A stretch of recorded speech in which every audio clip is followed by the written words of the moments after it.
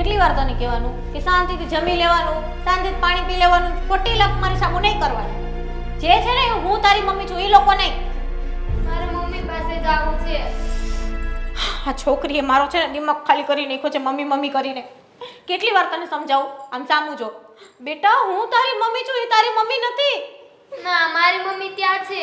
મારે 8 વર્ષ થઈ ગયા, મેં તમને કોઈ દી જોયા નથી. ખાવાનું, પીવાનું, નવરાવાનું, ચોપડાવવાનું બધું મારા મમ્મી જ કરે છે. તો તમે કેમ મારા મમ્મી કહેવાય?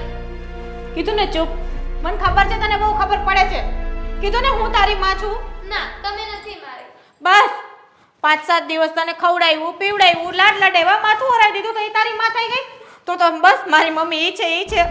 છેલ્લી વાર કહું છું બેટા, શાંતિથી પ્રેમથી તારે છે ને આજ ઘરમાં રહેવાનું છે ને, હું તારી માં છું. મારા એ મમ્મીએ તો 8 વર્ષ મારો ઉછેર કર્યો છે અને તમે તો 8 કલાકે મારો ઉછેર નથી કર્યો. તો તમે મારા મમ્મી કેમ કહેવાય?